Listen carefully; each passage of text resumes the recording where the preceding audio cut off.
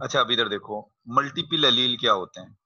सबसे पहले तो देख लो अलील क्या होते हैं। जैसे मैंने आपको बताया था उसके अंदर पी प्लांट के अंदर जो हाइट का जीन होता है, ये मिसाल के तौर पे क्या है, ये हाइट का एक जीन है। हाइट के जीन को मैं कह देता हूँ एच जो है वो हाइट का जीन है। इस हाइट के जीन की दो डिफरेंट फॉर्म होती हैं, किसमें, पी प्लांट में, एक टॉल और एक ड्रॉफ। तो इसका मतलब ये जो हाइट का जीन है इसके दो अलील हैं, एक टॉल और एक क्या हो गया, ड्रॉफ हो गया। तो जीन की जो अल्टरनेटिव फॉर्म्स होती हैं उनको हम क्या कहते हैं, उनको हम अलील कहते हैं। ये जो हाइट है, हाइट का जो जीन है, इसका जो ट्रेट है, इसकी कितनी डिफरेंट फॉर्म है, टू डिफरेंट फॉर्म है, एक टॉल और एक ड्रॉफ। ये क्या है, ये हाइट के जीन के अलील हैं। या इसी तरीके से जो सीड का कलर होता है, सीड का कलर एक जीन है। इस सीड के कलर का जो जीन है, पी प्लांट की बात कर रहा हूं, इसमें दो डिफरेंट फॉर्म होती हैं कलर की, एक येलो और दूसरा कौन सा होता है, दूसरा होता है ग्रीन। तो मतलब सीड के कलर की भी दो डिफरेंट फॉर्म हो गई, एक येलो और एक ग्रीन। तो इसकी जो दो डिफरेंट फॉर्म है इसको हम क्या कहेंगे, इनको हम कहेंगे अलील। तो अलील बेसिकली क्या होता है, different form of gene, alternative form of gene. Gene की जो अल्टरनेटिव फॉर्म्स हैं या एक जीन की जो डिफरेंट फॉर्म्स हैं उनको हम क्या कहते हैं, उसको हम अलील कहते हैं। अलील की बात समझ में आई कि अलील किसको कहते हैं। अब आ जाओ मल्टीपल अलील की तरफ। देखो, जो पी प्लांट के अंदर तो एक जीन के ज्यादातर टू अलील थे। पी प्लांट की जब बात करिए, मैंने भी आपको पी प्लांट के बारे में पहले जो लेक्चर दिए थे, तो उसमें आपने देखा कि हर जीन के टू अलील थे। नॉर्मली हर जीन के ज्यादातर टू अलील होते हैं। जैसे पी प्लांट के अंदर सीड के कलर के टू अलील हैं, येलो और ग्रीन। सीड के हाइट के भी जो है वो टू अलील हैं, टॉल और डॉर्फ। इसी तरीके से सीड की शेप के भी दो ही अलील थे, राउंड और रिंकल्ड। लेकिन अगर कोई जीन, अगर किसी जीन के दो से ज्यादा अलील हो, अगर किसी जीन के क्या हो, दो से ज्यादा अलील हो, तो ऐसे अलील्स को हम क्या कहते हैं, अगर अलील दो से ज्यादा डिफरेंट फॉर्म्स में पाए जाएं तो उस अलील को कहा जाता है मल्टीपल अलील।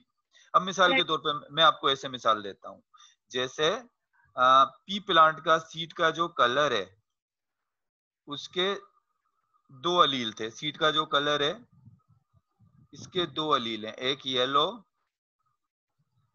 और एक ग्रीन। दो हो गए, कैपिटल वाई और स्मॉल वाई हो गया। लेकिन अगर ये नॉर्मल एलील है, ये मल्टीपल नहीं है, अभी क्या है, ये नॉर्मल एलील है, क्योंकि एक जीन के सिर्फ दो ही एलील हैं। लेकिन अगर ग्रीन के साथ यहाँ पर पिंक भी आ जाता और पिंक के साथ जो है यहाँ पर क्या आ जाता, रेड भी आ जाता, तो अब आप देखो एक जीन अलील, दो से ज्यादा फॉर्म हो गई अलील की। किसी जीन के अलील की जब दो से ज्यादा फॉर्म हो तो उसको क्या कहते हैं, उसको हम कहते हैं मल्टीपल अलील। अलील which exist in more than two different form, यानी किसी भी जीन के अलील जब दो से ज्यादा डिफरेंट फॉर्म में एग्जिस्ट करते हैं तो उसको हम क्या कहते हैं, उसको हम कहते हैं मल्टीपल अलील। मेरे ख्याल से आपको क्लियर हो जानी चाहिए ये बात, मल्टीपल अलील किसको कहते हैं। अच्छा। ये बात क्लियर हो गई ना। एक तो ऐसे आप डिफाइन कर लो, या आपकी बुक में भी आपकी बुक में कुछ इस तरह से लिखा हुआ है मल्टीपल अलील की डेफिनेशन के, a gene for a trait having three और मोर अलील, यानी किसी भी जीन के जो ट्रेट हो, किसी भी जीन है उसका जो ट्रेट है, मिसाल के तौर पे जिस सीड के कलर का एक ट्रेट है, अगर या तो उसके क्या हो, उसके तीन या तीन से ज्यादा अलील हो। अब देखो, तीन से ज्यादा अलील कह दो या मोर देन टू कह दो, बात तो वही है ना, समझ में आ रही है ना, बात तो एक ही है ना। मैंने यहां पर कह दिया मोर देन टू, ये भी वही बात है, और ये कह दो थ्री और मोर, तो वो भी तो एक ही बात है, थ्री और मोर भी तो मोर देन टू है ना। तो दोनों तरीके से आप इसको मल्टीपल अलील को जो है वो इस तरह डिफाइन कर सकते हो। अच्छा, मल्टीपल अलील की एग्जांपल्स तो बहुत सारी हैं, लेकिन आपकी बुक में जो एग्जांपल दी हुई है वो कौन सी है, वो है ह्यूमन का ब्लड ग्रुप। लेकिन कौन सा ह्यूमन का blood group, ABO blood group. एक बात याद रखो, ह्यूमन के ब्लड ग्रुप की डिफरेंट टाइप्स होती हैं।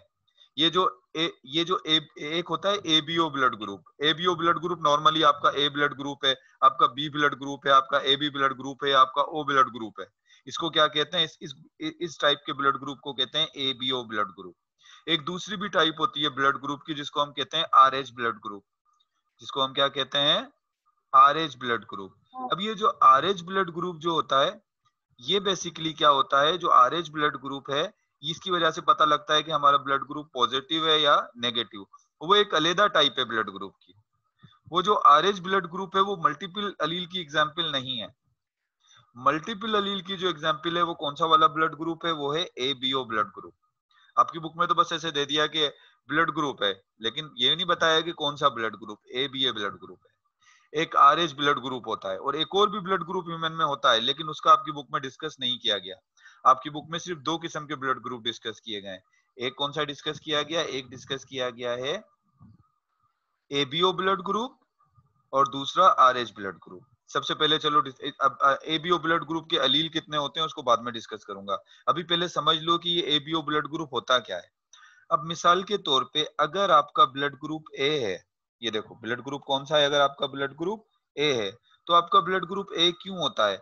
आपका ब्लड ग्रुप ए इस वजह से होता है क्योंकि अगर आपके आरबीसीज पर, मिसाल के तौर पे ये आपके आरबीसीज हैं, अगर आपके आरबीसीज पर एक स्पेशल टाइप का प्रोटीन होता है, एक स्पेशल टाइप का प्रोटीन होता है, या कह लो कि एक स्पेशल टाइप का एंटीजन होता है, और वो एंटीजन कौन सा होता है, ए।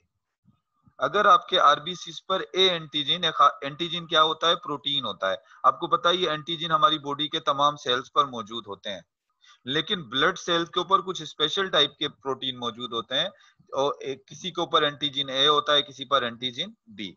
तो अगर जिस बंदे के आरबीसीज पर एंटीजन ए होगा तो उसका ब्लड ग्रुप क्या हो जाएगा, उसका ब्लड ग्रुप हो जाएगा ए। अब जिस बंदे के आरबीसीज के ऊपर एंटीजन बी मौजूद होगा, जिसके आरबीसीज के ऊपर एंटीजन बी मौजूद होगा, तो उसका ब्लड ग्रुप क्या हो जाएगा, उसका ब्लड ग्रुप हो जाएगा बी। लेकिन जिसके आरबीसीज के ऊपर दोनों एंटीजन मौजूद होंगी, यानी ए एंटीजन भी मौजूद होगी और बी एंटीजन भी मौजूद होगी, तो उसका ब्लड ग्रुप हो जाएगा ए बी। और जिसके आरबीसीज पर कोई एंटीजन मौजूद नहीं होगी, तो उसका ब्लड ग्रुप क्या हो जाएगा, उसका ब्लड ग्रुप हो जाएगा ओ। अच्छा, अब एक बात सुनो, जब भी कोई एंटीजन होती है तो एंटीजन के लिए क्या बनती है, एंटीजन के अगेंस्ट एंटीबॉडी भी होती है। एक एंटीजन होती है और एक एंटीबॉडी होती है। अब रिकॉल करो मेरे उस लेक्चर को जो मैंने इम्यून सिस्टम पे दिया था, कि हमारे लिम्फोसाइट जो है वो क्या बनाते हैं, वो बनाते हैं एंटीबॉडी। अब मिसाल के तौर पे अगर किसी का ब्लड ग्रुप ए है, मिसाल के तौर पे किसी का ब्लड ग्रुप ए है, तो अब आपके जो लिम्फोसाइट होंगे वो ए एंटीबॉडी तो नहीं बनाएंगे ना, क्या बनाएंगे, नहीं बनाएंगे, क्योंकि अगर ए एंटीबॉडी बनाएंगे तो ए एंटीबॉडी तो इस ए एंटीजन को खत्म कर देगी। क्योंकि हमारे अपने पास ए एंटीजन है तो हमारी बॉडी ए एंटीबॉडी नहीं बनाएगी। अब जिसके पास ए एंटीजन होता है उसके पास एंटीबॉडी ए नहीं होती, उसके पास एंटीबॉडी होती है कौन सी, एंटीबॉडी जो उसके पास होती है वो होती है बी। जिसके पास एंटीजन ए होगा उसके पास एंटीबॉडी कौन सी होगी, बी। मगर आप बात ये सोचो कि ये बी एंटीबॉडी हमारे ब्लड के प्लाज्मा में आ कहां से जाती है। यानी ये आपका ब्लड है ना, ब्लड का जो आरबीसीज के ऊपर तो एंटीजन लगी हुई है, और ब्लड का जो प्लाज्मा है, ब्लड के प्लाज्मा में क्या घूम रही है, ये एंटीबॉडी बी घूम रही है। लेकिन ये एंटीबॉडी बी आ कहां से गई, देखो एंटी बी तो उस वक्त बनती ना जब आपके ब्लड के अंदर क्या आता, अगर आपके ब्लड के अंदर बी एंटीजन आता, आपके ब्लड में अगर कौन सा एंटीजन आ जाता, बी एंटीजन। क्योंकि ए एंटीजन के खिलाफ तो एंटीबॉडी आपकी बॉडी बनाएगी नहीं, क्योंकि ए एंटीजन तो उसका अपना है। लेकिन अगर आपकी बॉडी में बी एंटीजन आएगा तो उसके खिलाफ क्या बनेगी, बी एंटीबॉडी बनेगी। तो एक बात आपको मेरी समझ में आ रही है कि बी एंटीबॉडी आ कहां से गई। आप या तो आप किसी से बी ब्लड ग्रुप ले लोगे तो बी एंटीबॉडी बनेगी उसके खिलाफ, मगर आपने बी ब्लड ग्रुप लिया भी नहीं तो आपके पास ये बी एंटीबॉडी कहां से आ गई। मेरी बात समझ में आई कि मैं बताना क्या चाह रहा हूं आपको स्टूडेंट? मैं बताना असल में ये, वैसे तो आपके सिलेबस का तो हिस्सा नहीं, बस एक कॉन्सेप्ट क्लियर करना चाह रहा था कि भाई देखो ना, जब आपको मैंने वो बताया था क्या कहना चाहिए, जो आपको जो इम्यून सिस्टम बताया था, तो इम्यून सिस्टम में मैंने आपको बताया था ना कि एंटीजीन और एंटीबॉडी, तो हमारी जो एंटीजीन होती है, अगर ए एंटीजीन हमारे पास है, अब ए एंटीबॉडी तो बनेगी नहीं, लेकिन अगर आपके ब्लड के अंदर कोई बी एंटीजन दाखिल हो जाए, अगर किसी ने आपको बी ब्लड ग्रुप दे दिया और कोई बी एंटीजन दाखिल हो गई, तो आपकी बॉडी क्या करेगी? आपकी बॉडी जो है वो इस बी एंटीजन के खिलाफ क्या बनाना शुरू कर देगी? बी एंटीजन के खिलाफ बी एंटीबॉडी बनाएगी। और जिसका ब्लड ग्रुप ए होता है उसके पास एंटीबॉडी बी होती है। तो मतलब कहने का ये था, जब बी एंटीजन आपकी बॉडी में दाखिल ही नहीं हुई, तो ये बी एंटीबॉडी बन कैसे जाती है? मेरी बात सुनो, जब आप पैदा होते हो, तो उसके पास उस वक्त सिर्फ आपके पास ए एंटीजन होती है, उस वक्त ब्लड में कोई बी एंटीबॉडी होती ही नहीं है। ये बी एंटीबॉडी कहाँ से आ जाती है? तो मैं आपको बताऊं बी एंटीबॉडी कहाँ से हमारे पास आती है। असल में क्या होता है कि जब हम लोग बाज़ दफा खाना खा रहे होते हैं, एंटीजन क्या होती है? एंटीजन प्रोटीन होती है ना। तो क्या होता है, जब आप खाना खाते हो, कोई फूड लेते हो, तो बाज़ दफा हम जो खाना खाते हैं उसमें बी एंटीजन जैसे कोई प्रोटीन होते हैं। बी एंटीजन जैसे उसमें क्या होते हैं? खाने में कुछ प्रोटीन होते हैं, और वो प्रोटीन जब आपके ब्लड में जाते हैं, तो आपकी बॉडी उनके खिलाफ क्या बनाना शुरू कर देती है? उनके खिलाफ एंटीबॉडी बनाना शुरू कर देती है। और ये एंटीबॉडी फिर घूमती रहती है किसके अंदर? आपके ब्लड के प्लाज्मा में ये एंटीबॉडी फिर घूमती रहती है। और ये बी एंटीबॉडी बन कहाँ से गई है? आप जो फूड लेते हो, खाना खाते हो, उस खाने के अंदर थोड़े बहुत जो है वो बी एंटीजन जैसे कुछ प्रोटीन होते हैं, तो उसी के खिलाफ जो है हमारी, उन प्रोटीन के खिलाफ हमारी बॉडी जो है वो क्या बना लेती है? एंटीबॉडी बी बना लेती है। आपको इसकी डिटेल में जाने की जरूरत नहीं, आप तो सिर्फ इतना समझ लो, अगर आपके पास एंटीजन ए है तो एंटीबॉडी बी होगी। ये तो मैं जस्ट आपका एक कॉन्सेप्ट क्लियर करने के लिए बता रहा था। सही है ना? आप बस इतना याद रखो, जिसके ब्लड के अंदर ए एंटीजन होगा, एंटीबॉडी क्या होगी? कौन सी एंटीबॉडी बी। होगी? बी। इसी तरीके से जिसके ब्लड में बी एंटीजन सर, होगा। जी जी। सर वैसे नॉर्मली ब्लड में एंटीजन होता है, मतलब एंटीबॉडी, एंटीजन तो होता है, मतलब एंटीबॉडीज भी होती हैं। होती हैं, होती है एंटीबॉडी, लेकिन उसके अपोजिट सेम नहीं होंगी। सेम होंगी तो उसको किल नहीं कर देंगी। अगर ए एंटीजन के साथ ए एंटीबॉडी हो तो वो तो ए एंटीजन को किल कर देगी। ये B antibody anti B antibody है। एंटी बी एंटीबॉडी का मतलब क्या है? एंटीजन बी पर अटैक करेगी। और ये जो एंटीबॉडी ए है, ये एंटीजन एंटीबॉडी ए एंटीबॉडी है, यानी ए एंटीजन के अगेंस्ट काम करेगी, ये ए एंटीजन को खत्म करेगी। ये एंटी ए एंटीबॉडी है, यानी ए एंटीजन को खत्म करेगी। समझ आ रही मेरी बात? अच्छा, जिसके ब्लड जी ग्रुप, सर। हाँ, जिसका ब्लड ग्रुप ए बी होगा, उसके पास कोई एंटीबॉडी नहीं होगी। कोई नहीं। अब एंटीबॉडी बनाएगी नहीं इसकी बॉडी, इसको पता है मेरे पास तो ए है और बी भी है। अगर मैं ए एंटीबॉडी बनाऊंगी तो मेरा ए एंटीजन खत्म हो जाएगा, अगर बी एंटीबॉडी बनाऊंगी तो मैं अपने बी एंटीजन को किल करना है। तो इस वजह से जिसका ए बी ब्लड ग्रुप होता है उसके पास तो एंटीबॉडी बनती ही नहीं है। लेकिन जिसका ए बी ब्लड ग्रुप होता है, जिसका ओ ब्लड ग्रुप होता है, उसके पास दोनों दोनों। एंटीबॉडी, ए बी और बी भी। ये तो बात हो गई एंटीजन और एंटीबॉडी की। ये बात अब आपने याद रखनी है, जो आपके पास एंटीजन होता है उसके अगेंस्ट क्या होती है? एंटीबॉडी मौजूद होती है। अब ये आपका ब्लड ग्रुप ए हो कैसे गया? अब क्या होता है, अगर किसी बंदे को अपनी मदर की तरफ से भी ए एंटीजन मिल गया और फादर की तरफ से भी ए एंटीजन मिल गया, तो उसका ब्लड ग्रुप क्या हो जाएगा? ए हो जाएगा। ए उसका ब्लड ग्रुप। ये देखो ना, कैपिटल ए, आई जो है वो एक, आई थिंक आइसोहीमोग्लोबिन कुछ एक ऐसा प्रोटीन होता है ब्लड में, उसके बेस पर ही आई दिया हुआ है। आई, कैपिटल आई के साथ ये ए लगा देते हैं तो इसका पूरा कॉम्बिनेशन बन जाता है। तो अगर मदर से भी ए का जीन मिला है और फादर की तरफ से भी ए का जीन मिला है, तो ब्लड ग्रुप क्या हो जाएगा? ए। अगर मदर की तरफ से ए का जीन मिल गया और फादर की तरफ से ओ का यानी स्मॉल आई मिल गया, रेसेसिव जीन मिल गया, अभी भी ब्लड ग्रुप क्या होगा? ए ही होगा, क्योंकि कैपिटल ए डोमिनेट है किसके ऊपर? स्मॉल आई पर। कैपिटल आई के साथ जो कैपिटल ए है ये डोमिनेट है किस पर? स्मॉल आई पर। अभी भी ब्लड ग्रुप क्या होगा? ए होगा। लेकिन ये वाला जो ए ब्लड ग्रुप है इसको कहेंगे होमोजाइगस ए ब्लड, और जो नीचे वाला है वो कैसा होगा? हेटेरोजाइगस होगा। और फिनोटाइप इसका क्या होगा? फिजिकल अपीयरेंस अगर आप देखो तो ब्लड की वो कौन सी होगी? ए ब्लड ग्रुप। अब किसी का ब्लड ग्रुप बी है तो वो क्यों होगा? उसको मदर से भी ए फादर से भी बी ब्लड ग्रुप का जीन मिला, मदर से भी बी ब्लड ग्रुप का जीन मिला, तो ब्लड ग्रुप बी हो गया। लेकिन अगर फादर से बी ब्लड ग्रुप का जीन मिले और मदर से स्मॉल आई मिल गया, तो अब बी ब्लड ग्रुप बी होगा, क्योंकि अगर कैपिटल बी डोमिनेंट है किसके ऊपर, स्मॉल आई पे। लेकिन वो होमोजाइगस और ये हेट्रोजाइगस, और blood group physically blood group क्या हो जाएगा, बी। यानी ब्लड ग्रुप चेक कराओगे तो इसका ब्लड ग्रुप बी आएगा। सर लेकिन जी, सर स्मॉल आई कौन सा ग्रुप है? ये ओ ब्लड ग्रुप को शो करता है। अगर दो स्मॉल आई आएंगे तो ब्लड ग्रुप ओ आ जाएगा। यानी स्मॉल आई का मतलब ये है कि किसी एंटीजन को ये सिंथेसिस नहीं करता, ये किसी एंटीजन को नहीं बनाता, तो ये क्या हो गया, ये स्मॉल आई। अच्छा, अब किसी के पास फादर की तरफ से ए ब्लड ग्रुप का जीन आ जाए, मदर की तरफ से बी ब्लड ग्रुप का जीन आ जाए, तो ए ना ए डोमिनेंट है बी पर, ना बी डोमिनेंट है ए पर, तो ब्लड ग्रुप क्या हो जाएगा, ब्लड ग्रुप हो जाएगा ए बी। इस कंडीशन को हम कहेंगे कोडोमिनेंस। यानी ना ए बी पर डोमिनेंट है, ना बी ए पर, तो फिर तो दोनों ही अपेयर हो जाएंगे, दोनों ही एंटीजन आगे आरबीसीज पर, तो ब्लड ग्रुप क्या हो जाएगा, ए बी। लेकिन अगर फादर से भी स्मॉल आई मिल जाए, स्मॉल आई का मतलब यहाँ पर क्या है, यहाँ पर मतलब ये है कि ये कोई एंटीजन प्रोड्यूस नहीं करेगा, और मदर की तरफ से भी स्मॉल आई मिल जाए, यानी किसी किस्म की एंटीजन प्रोड्यूस ना करने का जीन, तो ब्लड ग्रुप क्या हो जाएगा, ब्लड ग्रुप हो जाएगा ओ। अब आप एक चीज यहाँ पर देखो, अब एक बात समझो, मल्टीपल अलील को समझो, ये कैसे मल्टीपल अलील है।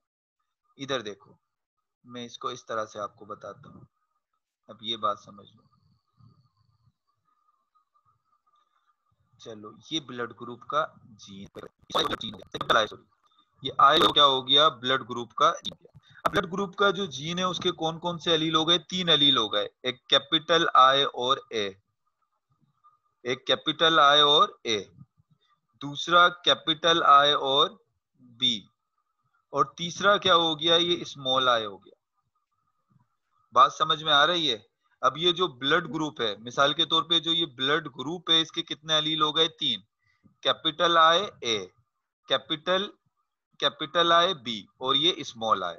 अगर किसी बंदे के पास 2 कैपिटल आई और ए आ जाएं तो ब्लड ग्रुप ए होगा। यानी मदर से भी कैपिटल आई और ए मिल जाए, फादर की तरफ से भी कैपिटल आई और ए मिले, तो ब्लड ग्रुप ए हो जाएगा। मदर की तरफ से कैपिटल आई ए मिल गया और फादर की तरफ से स्मॉल आई, तो क्या हो जाएगा, ब्लड ग्रुप जो है वो ए बी हो जाएगा। तो मतलब ये हुआ कि ब्लड ग्रुप के अलील कितने हैं, ब्लड ग्रुप के टोटल कितने अलील हो गए, 3 अलील हो गए। और ये 3 अलील डिफरेंट कॉम्बिनेशन से मिलते हैं, तो कितने टाइप के एबीओ ब्लड ग्रुप देते हैं, कितने टाइप के एबीओ ब्लड ग्रुप देंगे, टोटल 4 टाइप के जो है वो एबीओ ब्लड ग्रुप ये दे देंगे। 4 टाइप हो गए ना ये एबीओ ब्लड ग्रुप। बात समझ में आ रही है। देखो ना, हमारे पास जो ब्लड ग्रुप के अलील हैं वो तो 3 है, ए बी और आई, और डिफरेंट कॉम्बिनेशन से मिलते हैं, तो कितने टाइप के ब्लड ग्रुप दे रहे हैं, 4 टाइप के ये ब्लड ग्रुप दे रहे हैं। आगे बात बताऊं, अब एक और चीज बता दूं आपको, अलील याद रखोगे कितने हैं, 3, और 3 अलील डिफरेंट कॉम्बिनेशन से मिलके कितने ब्लड ग्रुप देते हैं, 4। अच्छा, अब एक और बात यहाँ पर समझ लो, हमारे पास जो ब्लड ग्रुप है, इस ब्लड ग्रुप में जो ए बी ब्लड ग्रुप है, अभी मैं पॉजिटिव और नेगेटिव की बात नहीं कर रहा हूं, वो बाद में बात करूंगा। ए बी ब्लड ग्रुप जो है, ए बी ब्लड ग्रुप को कहते हैं यूनिवर्सल डोनर।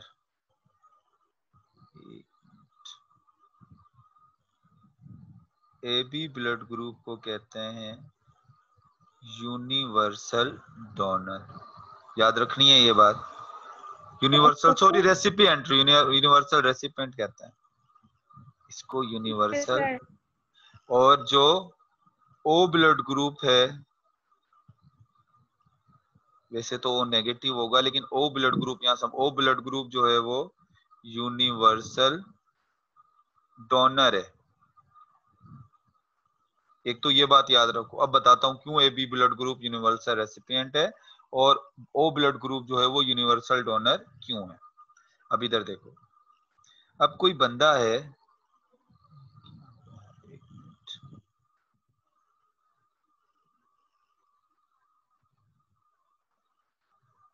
अब मिसाल के तौर पे यहाँ पर देखो, ये कोई बंदा है, इसका ब्लड ग्रुप है ए, ये मैं ब्लड वेसल बना रहा हूँ, ये खून की एक ब्लड वेसल है इसकी। चलो इसकी ब्लड वेसल में जो है ये क्या है, इसके ये आरबीसीज हैं, ये आरबीसीज मूव कर रहे हैं इसके ब्लड वेसल, ये आरबीसीज। अब इन आरबीसीज के ऊपर जो है वो क्या लगा हुआ है, ए एंटीजन लगा हुआ है। कौन सा एंटीजन है, ए एंटीजन। तभी तो हम कह रहे हैं कि इसका ब्लड ग्रुप ए है, क्योंकि इस पे क्या लगा हुआ है, ये ए एंटीजन, तो ये ब्लड ग्रुप ए हो गया। अब जब ए एंटीजन इसके पास लगा हुआ है तो इसके ब्लड में जो घूम रही होंगी एंटीबॉडी, वो कौन सी घूम रही होंगी इसके प्लाज्मा में, एंटीबॉडी कौन सी घूम रही होंगी, बी। तो अब ये देखो बी एंटीबॉडी घूम रही है। अब आप क्या करो कि किसी बंदे का ब्लड ग्रुप बी है, अब एक पर्सन है, उसका ब्लड ग्रुप कौन सा है, उसका ब्लड ग्रुप है बी। चलो ये एक बंदा है जिसका ब्लड ग्रुप बी है। अब बी ब्लड ग्रुप वाला ये पर्सन है, इसका ब्लड ग्रुप बी है। जब इसका ब्लड ग्रुप बी है तो मतलब क्या होगा कि इसके आरबीसीज पर जो एंटीजन होगी वो क्या होगी, वो होगी बी, और एंटीबॉडी कौन सी होगी, एंटीबॉडी होगी ए। अब अगर इस बंदे का ब्लड हम इस बंदे को दे दें तो जिस बंदे ने ब्लड दिया है उसको डोनर कहेंगे, और जो ब्लड लेगा उसको क्या कहेंगे, उसको रेसिपिएंट कहेंगे, क्योंकि उसने रिसीव किया है। तो वो क्या हो जाएगा, जिसने ब्लड ग्रुप रिसीव किया है वो हो जाएगा रेसिपिएंट। एक मिनट, अब आप देखो, जब आप इस बी वाले ने ब्लड ग्रुप ए वाले को दिया तो इसकी बी एंटीजन आ गई इधर, ऐसे ये बी एंटीजन आ गई। अब बी एंटीजन पर अटैक कर देंगी ये, क्या ये B antibodies is B antigen पर अटैक करके इसको किल करेंगे।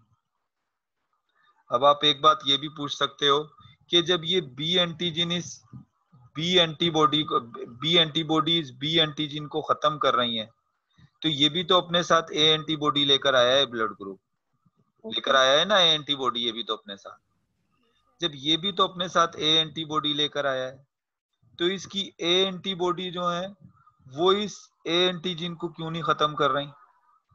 यानी जो रेसिपिएंट है उसकी एंटीबॉडीज तो काम करती हैं, लेकिन जो डोनर होता है उसकी एंटीबॉडीज काम नहीं करती।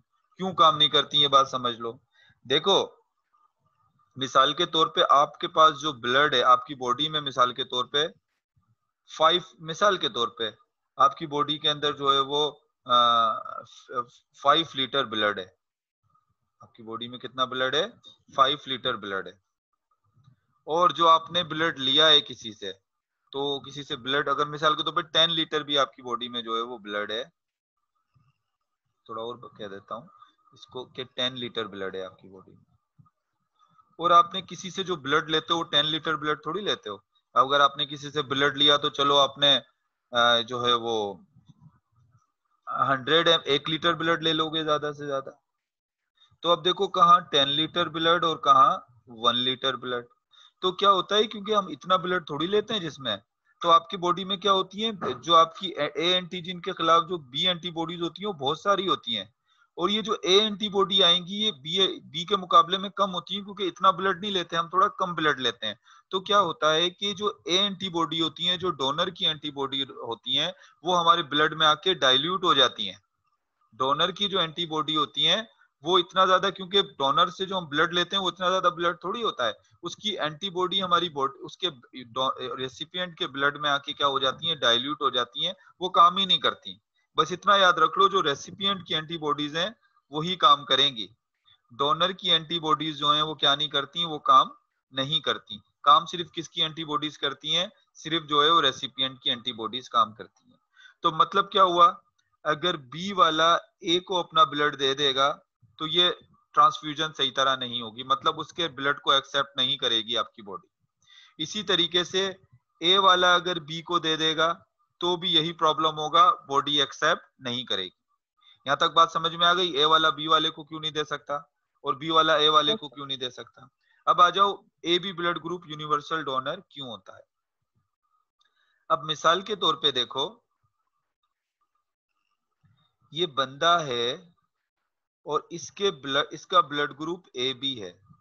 ए बी ब्लड ग्रुप का मतलब ये है कि इसकी जो ब्लड के सेल्स हैं उस पे एंटीजन ए बी है और एंटीजन बी भी है, लेकिन इसके पास कोई एंटीबॉडी नहीं है। अब क्या होता है, अगर बी वाला इसको ब्लड दे दे अपना, ये बी वाला अगर जिसके पास बी एंटीजन है, ये बी वाला इसको अगर अपना ब्लड दे दे और ये बी एंटीजन इसकी बॉडी में चली जाए, तो देखो बी एंटीजन को किल करने वाली कोई एंटीबॉडी मौजूद नहीं है, बी एंटीबॉडी मौजूद ही नहीं। तो इसका मतलब बी वाला भी इसको ब्लड दे सकता है, और हमें पता है कि बी अपने साथ जो ए एंटीबॉडी लेकर आएगा, बी अपने साथ जो ए एंटीबॉडी लेकर आएगी, उसकी ए एंटीबॉडी काम करेगी नहीं, वो तो डाइल्यूट हो जाएगी, क्योंकि रेसिपी डोनर की एंटीबॉडीज काम नहीं करती, वो डाइल्यूट हो जाती हैं आपकी बॉडी में आकर। इसी तरीके से अगर ए ब्लड ग्रुप वाला इसको ब्लड दे, अगर ए ब्लड ग्रुप वाला इसको ब्लड देगा तो ए एंटीजन आ जाएंगी इसके बॉडी में, और ए एंटीजन को किल करने वाली इसके पास बी एंटीबॉडी है ही नहीं। जब बी एंटीबॉडी नहीं है तो फिर क्या इसको कोई नुकसान होगा ही नहीं, बी वाला भी इसको दे सकता है। फिर अगर ए बी वाला इसको दे दे तो ए बी तो इसका अपना ही ब्लड ग्रुप है, तो ए बी वाला भी इसको दे सकता है। ओ वाले के ऊपर तो कोई एंटीजन है ही नहीं, तो कोई प्रॉब्लम ही नहीं होगा, तो ये भी दे सकता है। यानी ये चारों ब्लड ग्रुप जो है वो इस ए बी वाले को अपना ब्लड दे सकते हैं। इसी वजह से ए बी ब्लड ग्रुप जो है ये यूनिवर्सल रेसिपिएंट है। इसको सेल्फिश ब्लड ग्रुप भी कहते हैं, क्योंकि ये सबसे ब्लड ले लेता है, देता सिर्फ जो है वो ए बी वाले को ही दे सकता है और किसी को नहीं दे सकता, देने की अगर बात करें, क्योंकि बाकी तो किसी को भी नहीं देगा, तो इसको सेल्फिश ब्लड ग्रुप भी कहा जाता है। अब आ जाओ दूसरे ब्लड ग्रुप की तरफ, ओ ब्लड ग्रुप को हम कहते हैं यूनिवर्सल डोनर, वो सबको ब्लड दे सकता है। अब देखो ओ ब्लड ग्रुप जो है, ओ ब्लड ग्रुप के पास का जो आरबीसी है उसके ऊपर कोई एंटीजन नहीं है। अब ये ओ वाला अगर जिसके पास ए एंटीजन है, अगर उसको अपना ब्लड दे देगा तो फिर भी कोई प्रॉब्लम नहीं होगी, क्योंकि ए एंटीजन के पास एंटीबॉडी बी होगी। अब बी एंटीबॉडी किस पर अटैक करेगी, जो हमने ब्लड लिया उस पर कोई एंटीजन तो है ही नहीं। ये अपना जो है वो ब्लड किसको दे देगा, ये बी ब्लड ग्रुप वाले को भी अपना ब्लड दे सकता है, क्योंकि जब बी ब्लड ग्रुप वाले में ये आएगा ओ वाले का ब्लड, तो इसके पास होती है ए एंटीबॉडी, तो ए एंटीबॉडी किस एंटीजन को किल करेगी, ए एंटीजन तो इसके पास है ही नहीं। तो इसी तरीके से अगर ये ए बी वाले को देगा तो ए बी वाले को तो वैसे ही दे सकता है, ए बी वाले के पास तो कोई एंटीबॉडी नहीं होती, और ओ वाले को भी जो है वो दे सकता है। तो इस वजह से ये यूनिवर्सल क्या हो गया, डोनर हो गया। आई बात समझ में? ये क्यों यूनिवर्सल डोनर कह रहे हैं और क्यों इसको यूनिवर्सल रेसिपिएंट कह रहे हैं आप इसमें, क्योंकि इसको ना एमसीक्यूज में किसी भी तरीके से आपको बनाकर दे सकते हैं। ये चार्ट जिस तरह मैं बना रहा हूँ इसको चार्ट फॉर्म में लेकर आ सकते हैं। यहाँ तक क्लियर हो गया? अब थोड़े प्रॉब्लम्स की तरफ आ जाते हैं, मल्टीपल एलील से रिलेटेड प्रॉब्लम, लेकिन उससे पहले मैं मीटिंग नहीं स्टार्ट कर देता हूँ, क्योंकि मीटिंग फिर आपका जो है ये